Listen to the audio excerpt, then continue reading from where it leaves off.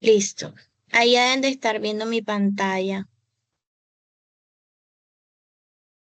Si no la ven, paja, me confirma. Ujú. Ok, son solo 12 diapositivas. Entonces aquí tenemos de los resultados de aprendizaje, reconocer los componentes que hacen parte de la circulación uteroplacentaria, analizar los eventos que llevan al establecimiento de la circulación, analizar la morfología y fisiología de la circulación uteroplacentaria en condiciones de normalidad y alteración. Listo. Entonces, aquí esta es la típica introducción que han tenido todo el tiempo en el sistema reproductor y que tenemos, es como un mini resumen de cómo se da el inicio de la fecundación y además cómo se da el ciclo. Entonces, para recordar del ciclo menstrual, tenemos una fase menstrual que es del día 0 al día 4. Aquí, ¿cómo está el endometrio se está descamando, está perdiendo su capa funcional, ¿listo? Permanece la capa basal. Entonces, es la fase de sangrado menstrual en la mujer. Mientras tanto, ¿qué está pasando en el ovario? Se están empezando más o menos a reclutar los folículos en esta fase menstrual, pero realmente es algo muy precoz. Con respecto a las gonadotropinas, tanto FSH y LH van a estar como empezando a subir o a estimularse su aumento porque reconocen que cayó la progesterona y el estrógeno que estaban comandando el ciclo al final o antes de esa fase menstrual. Luego, en la fase proliferativa, que va a ser desde que termine el sangrado hasta el día 14 de la ovulación, lo que vamos a tener es que el endometrio empieza a crecer otra vez su capa funcional. Es decir, empieza a prepararse, a crecer estas glándulas endometriales para volver a establecerse. Entonces es lo que vemos aquí. Vemos que otra vez crece esa capa de epitelio y aparece su irrigación. ¿Qué pasa? Que esas glándulas endometriales van a estar solo proliferando, creciendo, no están produciendo ni secretando nada. Entonces, eso está pasando en el endometrio del día 4 al día 14. Con respecto al ovario, ya se empiezan a reclutar todos los folículos que van a pasar esa parte de folículo primario, folículo secundario y folículo maduro, hasta llegar al día de la ovulación. ¿Quién recluta la maduración folicular o permite que se dé eso? Un aumento de la FSH. Y es el pico que ella va a hacer en esa fase proliferativa. Entonces, a medida que va madurando el folículo, ¿qué se va produciendo en ese folículo? Ya tenemos diferenciación de células de la teca y células de la granulosa, que juntas tienen la actividad enzimática para producirnos los estrógenos. Entonces, eso es lo que va a pasar del día 4 al día 14 en el ovario. El día 14, la hipófisis sensa que ya llegamos al nivel máximo de estrógenos y como respuesta se va a dar el pico de LH. Ese pico de LH lo que va a mediar es que se dé el proceso de la ovulación. Todo ocurriendo en el día 14, digamos que un margen de error entre el día 12 y el día 16, más o menos, pero en general, día 14 se da la ovulación. ¿Qué ocurre del día 14 en adelante? Como ya se dio la ovulación, significa que hay probabilidad de que llegue un espermatozoide y se forme un cigoto. Entonces, ¿qué va a pasar en el endometrio del día 14 al día 28? Él dice, oye, ya yo tengo probabilidad de que llegue un cigoto. Entonces, esas glándulas endometriales que estaban creciendo o proliferando, ahora van a secretar. ¿Qué nos van a secretar? Nos van a empezar a producir eh, glucosa, aminoácidos, ácidos grasos libres para poder, pues, que si llega a darse la fecundación, el feto tenga o el cigoto, pues, tenga todos los nutrientes necesarios allí en el endometrio, ya que el endometrio, mientras está en su, cuando se forma, por ejemplo, el saco vitelino y todavía no está la placenta bien conformada, ese endometrio secretor que se convierte en la decidua, ¿cierto? Es quien va a alimentar a ese cigoto. Entonces eso es lo que pasa el día 14 al día 28. El endometrio dice, yo tengo que estar listo aquí, secretor, por si llega un cigoto. ¿Qué pasa en el ovario en ese momento? El folículo que se rompió se vuelve un folículo hemorrágico y se va a convertir por acción de la LH en el cuerpo lúteo. ¿Qué pasa? Que esas células foliculares que quedan en el cuerpo lúteo son células luteínicas y se favorece la síntesis más de progesterona que de estrógenos. Entonces, el cuerpo lúteo formado después de la ovulación y permanece hasta el día 28, él va a producir más que todo progesterona, ¿sí? ¿Hay niveles de estrógeno? Sí, pero prefiere la progesterona. Entonces de ahí podemos sacar la siguiente conclusión, y es que los estrógenos predominan en la fase proliferativa, mientras que en la fase secretora predomina la progesterona. ¿Qué hace la progesterona? Nunca se les olvide que la progesterona es progestación, es decir, quiere que se dé el embarazo, entonces ella estimula que ese endometrio secretor se mantenga súper chévere en caso de que llegue un cigoto. Ya en el día 28, en promedio, porque sabemos que los ciclos son muy variantes en las pacientes, lo que vamos a tener es que el cuerpo lúteo llama a la sangre y dice, bueno, ¿hubo fecundación, sí o no? Y esto lo identifica con la presencia de gonadotropina coriónica humana en sangre. Si hay gonadotropina coriónica humana en sangre, el cuerpo lúteo dice, listo, yo tengo que permanecer y ese endometrio secretor se tiene que empezar a volver en deciduo, porque vamos a empezar con el proceso de formación de la placenta, recepción de ese cigoto que empieza en las tubas y llega hasta el endometrio. Entonces, eso es lo que pasa con el cuerpo lúteo. Si el cuerpo lúteo dice, mira, no hay gonadotropina coriónica humana en la sangre, él dice, listo, entonces yo entro en un proceso de degeneración, caen los niveles de progesterona, ese endometrio secretor va a empezar su fase menstrual y se va a descamar, es decir, se va a desprender toda esa capa que había proliferado y después estaba secretando. Entonces, eso es un resumen rápido de ciclo, que igual ya tuvieron otra tutoría de eso, pero ajá, repasamos todo de un solo. Acá, con respecto a esto que también nos empieza a recordar de implantación y fecundación, tenemos que el lugar donde más se favorece anatómicamente es en la ampolla. La ampolla es una de las porciones de la tuba, de las tubas uterinas. Entonces, ¿qué va a pasar? Tenemos que se dio la ovulación, se liberó el folículo y fue fecundado por un espermatozoide. Que esto ocurre realmente, o sea, es difícil, son muchas probabilidades bajas que se disponen para que definitivamente un espermatozoide alcance a ese ovocito que, ajá, se rompió y salió en la ovulación. Entonces se une ovocito y espermatozoide, solo entra el núcleo del espermatozoide, ¿cierto? Y se nos formó el cigoto. Cuando ya tenemos esa fase de cigoto, ¿cuál va a ser su función? Su función va a ser crecer, multiplicarse, aumentar el número de células, porque de una bolita microscópica tenemos que construir un ser humano, ¿listo? Entonces, muchos mitosis para aumentar ese número de células y eso es lo que pasa los primeros 7, 10 días desde que se dio la fecundación. Entonces, durante ese proceso, ¿qué va a pasar? Ese cigoto aumenta su número de células y se empieza a mover a través de las tubas. ¿Hasta dónde va a llegar? Hasta el útero, porque ahí es donde él se va a implantar.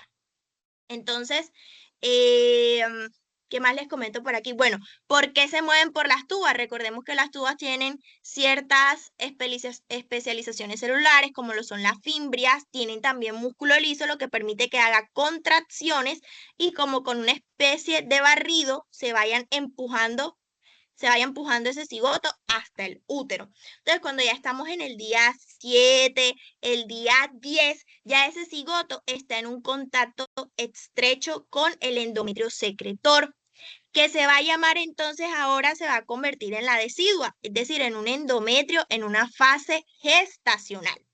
Entonces, eso de resumen. Ahora, esta foto es del libro de histología y nos menciona, perdón, cómo va avanzando ese cigoto en comparación al estroma uterina, que ya estaríamos hablando de el endometrio, que en el embarazo, ¿cómo se llama? Decidua. Entonces, lo que tenemos es que en ese cigoto que ha aumentado tanto de células, se van a diferenciar dos grupos celulares. Tenemos el embrioblasto, que van a ser todas las células que le van a dar origen a las estructuras del feto. Es decir, van a formar cabello, piel, ojos, órganos, todos los sistemas. Mientras que la capa de trofoblasto se va a encargar de formar a la placenta. Entonces, recordemos que ese trofoblasto se va a diferenciar en citotrofoblasto y sincitiotrofoblasto. ¿De qué se encarga el citotrofoblasto? Él es encargado de producir diferentes hormonas, como lo es la gonadotropina coriónica humana. Es por eso, haciendo correlación de enfermedad trofoblástica, cuando hay una mola, ¿qué es lo que vamos a encontrar? Una gonadotropina coriónica humana elevadísima, o sea, valores de 100.000, cuando lo normal es hasta 12.000, para ponerles un ejemplo. ¿Listo? Porque en esa mola hay puro trofoblasto, ¿ok? Entonces, bueno, el citotrofoblasto tiene esa función más hormonal y de hacer mitosis para seguir generando más células de sincitiotrofoblasto. ¿De qué se encarga el sincitiotrofoblasto? Él tiene una única misión y es conseguir sangre y nutrientes todo lo que pueda. Entonces, lo que va a hacer el sincitiotrofoblasto es eso. Se llama también o digamos que la capa de trofoblasto invasor, porque él va a invadir, va a llegar a ese endometrio y dice, ¿dónde hay vasos sanguíneos que yo necesito que me llegue oxígeno y suficientes nutrientes? Entonces, de eso se va a encargar ese sincitiotrofoblasto. Aquí en la mitad vamos a empezar a ver la formación de la cavidad amniótica y ese embrioblasto se subdivide en otras capas como lo es el hipoblasto y el epiblasto. Estos grupos celulares del epiblasto y hipoblasto ya son los que nos van a dar las tres capas germinales básicas que definitivamente originan todos los tejidos pues, celulares y que hay en el ser humano. Ahora, cuando ya estamos en una fase más avanzada, entonces aquí ya estamos en los 14 días después de la implantación, vemos que se han seguido desarrollando, pues digamos que lo que va a ser el embrión por dentro, ¿cierto? Y vemos que el trofoblasto, que es este rosadito que nos marcan aquí alrededor de los vasos sanguíneos, ya consiguió sangre. O sea, ya hemos dicho que su función definitivamente es encontrar los nutrientes y eso es lo que él hace. Él rompe los vasos que están en la capa funcional del endometrio y se convierte en unos vasos feto-maternos híbridos. ¿Por qué? Porque son de la mamá, ¿cierto? Vienen de la decidua, pero se convierten también en los vasos fetales, en esos vasos placentarios que le van a dar toda la sangre y los nutrientes al feto. Entonces ahí tenemos ese sincitiotrofoblasto invasor que permite también la presencia de sangre en este espacio que es la que le va a llegar al feto. Vemos el citotrofoblasto que sigue ahí produciendo más sincitiotrofoblasto y esas hormonas específicas para mantener el embarazo y aparece el mesodermo extraembrionario somático. Este grupo de células del mesodermo extraembrionario somático vienen del hipoblasto, si no estoy mal, y lo que se va a encargar es que la unión de sincitiotrofoblasto, citotrofoblasto y mesodermo extraembrionario somático nos van a formar una vellosidad coriónica o el corión. ¿Qué es el corión o la vellosidad coriónica?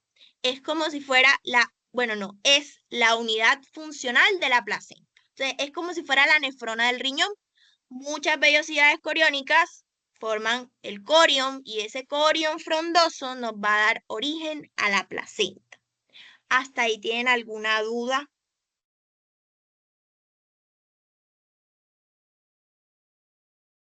Todo claro. Listo.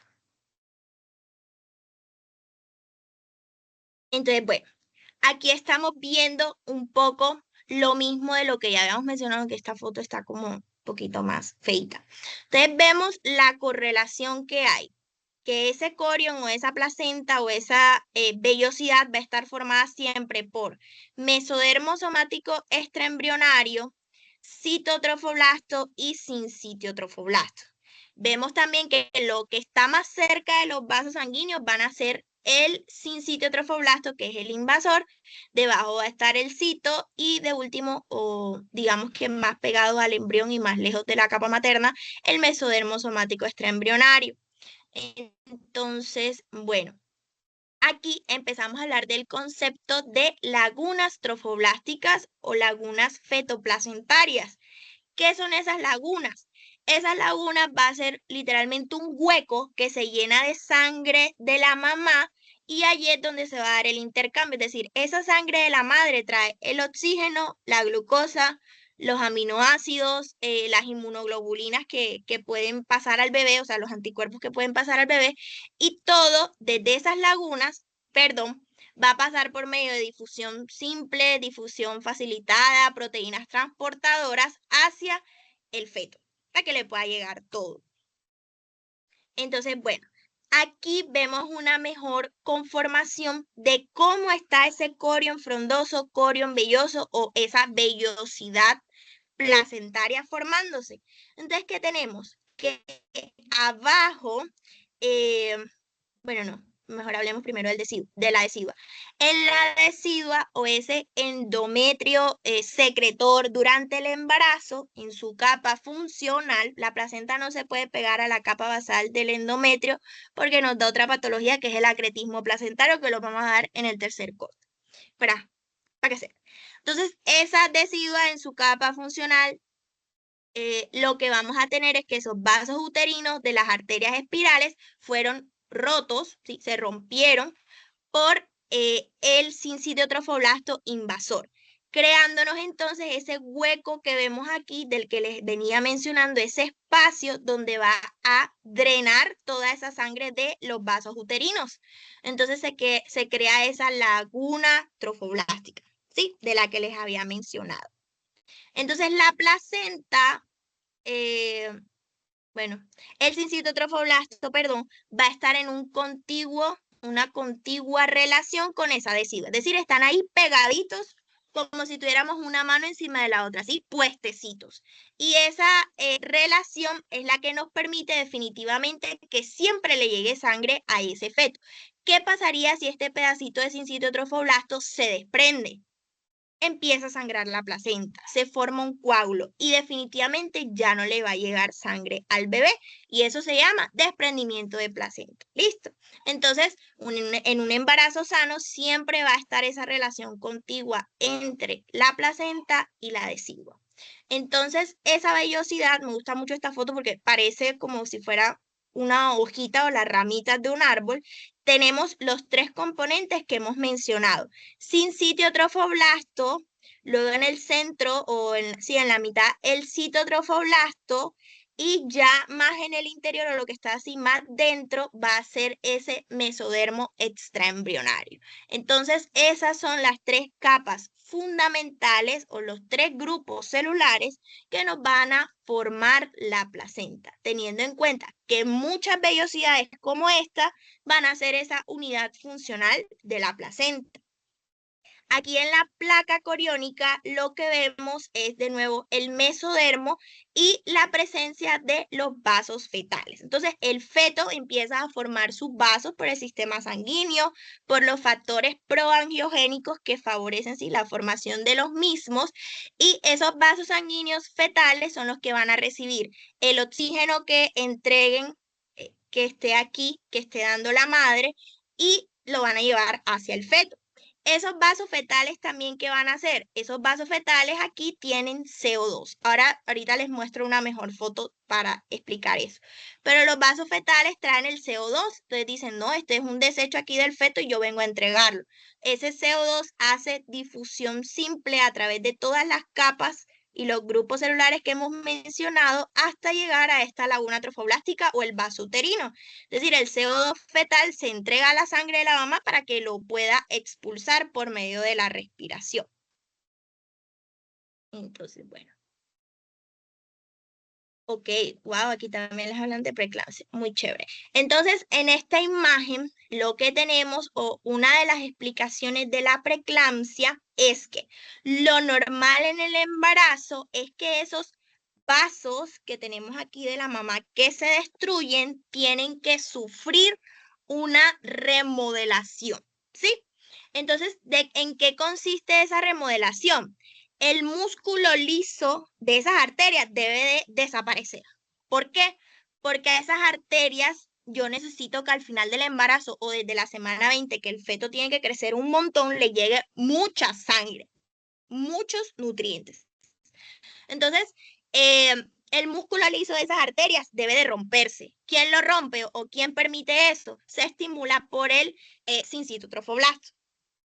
Aquí, en vez de células endoteliales o esas células endoteliales, deben de ser reemplazadas por células trofoblásticas, células de sincitio trofoblasto. Y es lo que vemos aquí, que esta foto no está como muy dinámica en eso, pero si ven que la célula trofoblástica es un azul más oscurito que la célula más palidita que está aquí, que sería la célula endotelial normal que está en esa arteria espiral. Ahora buscamos una mejor foto, que las hay ahí en Google. Entonces, tenemos dos cambios. Las células endoteliales tienen que reemplazarse por células trofoblásticas y el músculo liso de esas arterias, que sería este pedacito que está acá, debe de desaparecer. ¿Listo?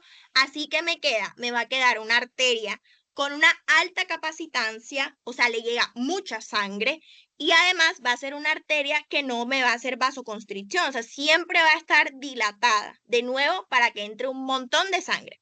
Entonces, esos deben ser los remodelamientos que ocurran en estas arterias espirales durante el embarazo. ¿Qué pasa cuando no se da esa remodelación? Entonces aquí vemos lo que hay en la preeclampsia. Me queda un vaso donde las células endoteliales no fueron reemplazadas por las células trofoblásticas, las células musculares o el músculo liso de esa arteria no se quitó, no desapareció. Me queda un vaso estrecho con una alta presión, o sea que no me va a querer entregar ni oxígeno ni nada de lo que traiga, y definitivamente un vaso que no es suficiente para que el bebé crezca en la última parte del embarazo o después de la semana 20 de embarazo. Es por eso que una mamá que ustedes vean por ecografía, ahora que ustedes están en gineco, se ve lejos, pero es bastante cerca, van a ver, por ejemplo, que hay restricción del crecimiento intrauterino.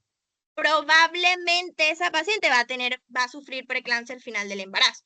Entonces, ¿por qué puede haber restricción del crecimiento intrauterino en un feto? O sea, porque deja de crecer, no le está llegando suficiente sangre, ¿sí? Entonces, esa es como una de las explicaciones y la diferencia de cómo debe darse esa remodelación. Entonces, al final del embarazo en la preeclampsia, ¿qué tenemos? El trofoblasto no invadió adecuadamente las arterias, hay una placenta hipóxica, o sea, no le llega suficiente sangre para lo que le está pidiendo el feto. Y esa placenta isquémica que dice, oye, no me está llegando sangre, ese feto me está diciendo que le dé más glucosa, pero es que no me llega. Entonces la placenta libera mediadores inflamatorios, como por ejemplo la endoglina soluble, que son uno de esos factores proinflamatorios que llegan a la sangre de la mamá y nos causan el daño endotelial y la vasoconstricción que caracteriza la preeclampsia. Entonces, también puede haber vasoconstricción del lecho vascular renal y hepático en la mamá y que se desarrolle pues toda la fisiopatología de preeclampsia, eclampsia y el riesgo de restricción del crecimiento intrauterino. Entonces, lo que ya hemos mencionado. Vamos a buscar, déjenme busco una foto más chévere de eso.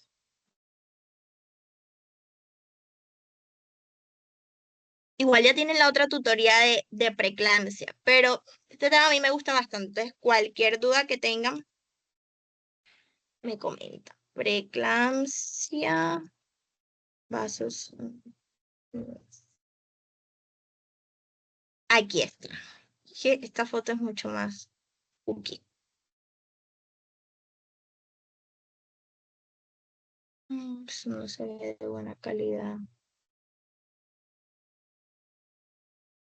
Ay, uy, no se ve horrible. Deme un segundo. Vamos a buscar uno que se vea mejor. Que esta tiene buena calidad, parece. La misma que abrí. Ok, este se ve más bonito. Listo. Entonces, aquí estamos viendo lo normal y miren lo que yo les digo. Esta línea de músculo normalmente iba hasta acá arriba, ¿cierto? Y acá arriba no está, o sea, se destruyó por el sitio trofoblasto. ¿Qué más pasó? Que las células trofoblásticas se pusieron aquí, que son las moraditas. Ese sinsitio de trofoblastos se puso y reemplazó las arterias, perdón, las células endoteliales que normalmente están en la arteria. Entonces tenemos un buen flujo de sangre y vemos que esa arteria se ve grande, se ve dilatada. Mientras que lo que pasaría en la preeclampsia, vemos que no se dio la remodelación de músculo liso, o sea, él permaneció allí y que las células endoteliales no fueron reemplazadas por células de sinsitio trofoblasto.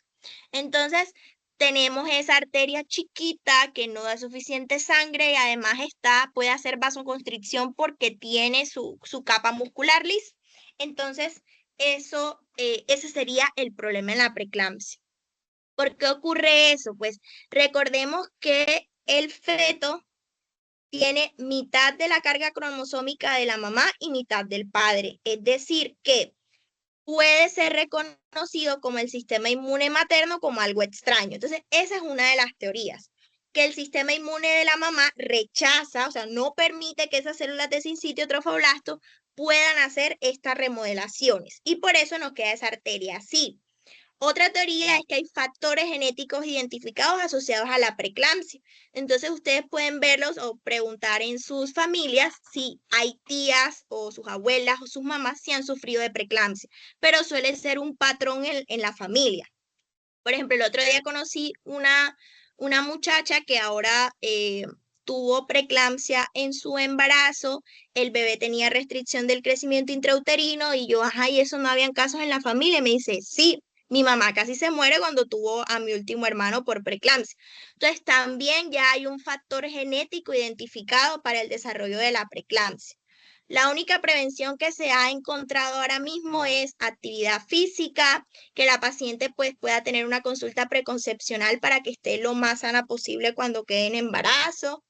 Y también se utiliza la aspirina o el ASA 150 miligramos. En la noche se la toma la paciente desde la semana 12 hasta la semana 20, que es el momento donde debería de hacerse esta remodelación. ¿Eso que permite? Favorecer que sí ocurra la remodelación. Entonces, bueno, ahí ya se saben eso. Ahora, en esta imagen, esto es como lo único que tiene ROS de placenta porque es muy poquito y lo que vemos es cómo se conforman las vellosidades primaria, secundaria y terciaria. Entonces, una vellosidad coriónica primaria está conformada por las células trofoblásticas, es decir, su capa es sinsitio trofoblasto y su capa es citotrofoblasto. Una vellosidad coriónica secundaria, que digamos que ya estamos en el día 15 o 16 desde que se dio la implantación, ahí aparece el mesodermo extraembrionario. Ese mesodermo extraembrionario va a ser como si fuese un tejido conectivo inmaduro que va a estar allí. Entonces va a tener también células como si fueran esa especie de fibroblastos, células mesenquimales. Entonces, la vellosidad coriónica secundaria es la que ya tiene las tres capas celulares que nos forman una vellosidad. Tejido, el mesodermo extraembrionario, el sinsitio trofoblasto y el citotrofoblasto. La vellosidad coriónica terciaria ya va a tener además macrófagos placentarios que van a estar ahí defendiendo cualquier cosita que quiera atravesar. Vemos las células mesenquimales y aparecen ya los vasos sanguíneos fetales, es decir, ya están constituidos. Y en un embarazo avanzado, así es como veríamos esa vellosidad coriónica terciaria. Aquí, ¿qué se vuelve importante? Que el citotrofoblasto ya es menor cantidad. ¿Por qué? Porque ya produjo el citotrofoblasto que tenía que producir. ¿Listo? Entonces disminuye la cantidad de células de citotrofoblasto. Pueden aparecer los nodos o nudos sincitiales. ¿Ellos qué son? Es el sinsitio trofoblasto que se agrupa, si se forma grupitos para dar más espacio de difusión. Entonces, ¿a qué me refiero con la difusión?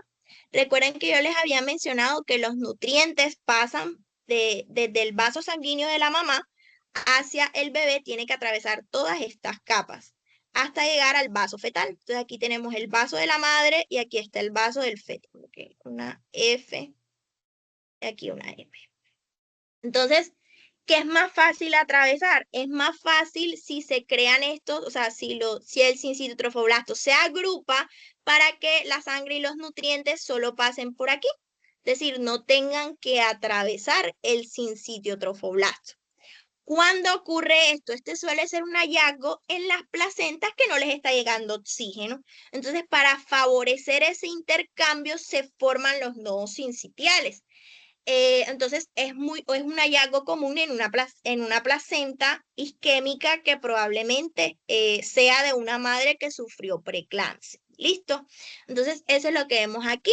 Los nodos sincitiales son signos histológicos de una placenta en estado avanzado, sin embargo, también pueden aparecer en los procesos isquémicos. Entonces, en una paciente que sufrió de preeclampsia, va a tener más nodos sincitiales que una placenta de una madre que no haya sufrido de preeclampsia. Entonces, eso hasta ahí. Entonces, este espacio que hay aquí va a conformar esa barrera fetoplacentaria que va a estar dada por la capa de sincito trofoblasto, la membrana basal de los vasos fetales y de los vasos maternos, etc. Yo tengo otra presentación donde está cada uno, pero... Entonces, bueno, aquí tenemos la difusión de oxígeno y dióxido de carbono. Y tenemos que la presión de oxígeno materno es de 50 milímetros de mercurio, mientras que la fetal es de 20. Entonces tenemos un total o entre ellas quedan 30 que pueden hacer el intercambio o la difusión. Además, hay una hemoglobina fetal, es decir, no sé si eso ya lo dieron en sanguíneo, pero mientras estamos en la fase intrauterina, tenemos una hemoglobina que es más afín al oxígeno de lo que es la hemoglobina adulta. Entonces, ¿eso qué permite? Robarle el oxígeno a la sangre materna. Por eso es que necesitamos hemoglobina fetal en esa etapa. Entonces, hay mayor concentración de la hemoglobina fetal en el feto y tenemos el efecto Bohr. Esto no sé si se los mencionaron mucho, no tengo mucho que decirles al respecto, pero si se los mencionaron en la clase, yo les hago una explicación después de que terminemos la tutoría específicamente sobre eso. Entonces, bueno, aquí tenemos la oxihemoglobina y digamos que su saturación o el porcentaje y la fetal va a tener mayor cantidad de hemoglobina que sus puestos o sus espacios estén cargados con oxígeno, ¿sí? ¿Esto qué nos refleja? Que la hemoglobina fetal es mucho más afín al oxígeno, o sea, le encanta el oxígeno y necesita ser así para poder robárselo a la hemoglobina adulta de la madre y que al feto siempre le llegue la suficiente cantidad de oxígeno. Entonces, aquí tenemos en resumen la placenta, cómo se está conformando. Entonces, la placenta la vemos realmente así en lo macroscópico, pero ya sabemos que su unidad funcional y lo que le permite ¿sí? crearse son muchas vellosidades, que ya sabemos qué tejidos la conforman. Entonces, bueno, aquí vemos el espacio intervelloso donde va a llegar entonces o va a estar confluyendo la sangre materna que trae todo. ¿Qué va a pasar? Que en este espacio, como están todos los nutrientes del oxígeno, ellos hacen difusión hacia el vaso fetal y permite que al feto le llegue todo lo que necesite, que es glucosa, ácidos grasos, libres, aminoácidos y principal el oxígeno. ¿Qué pasa entonces? Bueno, perdón, aquí llega entra al color azul. Y el color rojo va a estar trayendo entonces el dióxido de carbono y por difusión es entregado a estos espacios, pues, de las lagunas trofoblásticas. Porque es lo de azul y rojo. Porque en la circulación fetoplacentaria, la vena del cordón umbilical es la que llega a la sangre oxigenada y las arterias son las que traen la sangre desoxigenada. Entonces, listo con esto. ¿Hasta ahí tienen alguna duda? Aquí, bueno, aquí están los componentes de la barrera hematoplacentaria. Tenemos el sincito trofoblasto, citotrofoblasto, la lámina basal del trofoblasto, el tejido conectivo mesenquimatoso, que es el mesodermo extraembrionario, la lámina más basal del endotelio fetal, y ya llegamos a ese endotelio fetal o el vaso fetal. Entonces, todas estas capas son las que deben atravesar los nutrientes para llegar al feto. Y aquí en esta imagen era la que les decía que es mejor para ver lo de la difusión. Y aquí tenemos entonces que en la mitad están todas las capas de las vellosidades que conforman la placenta. Aquí están los glóbulos rojos, o sea, la sangre materna que está en esas lagunas trofoblásticas, y aquí tenemos los vasos fetales. Entonces pasa unas cosas de aquí para allá y de allá para acá. Del lado materno a lo fetal, nutrientes, y del lado fetal al materno se entrega el CO2. Entonces, eso es lo que tenemos acá. Esto ya sí está más enfocado en circulación materno-fetal. No sé si quieren que les recuerde eso también. Y lo que les decía del cordón umbilical, que hay dos arterias que llevan la sangre desoxigenada y una vena que lleva la sangre rica en oxígeno. Entonces, aquí estamos viendo lo mismo que ya les mencioné. Y bueno, voy a pausar la grabación hasta ahí.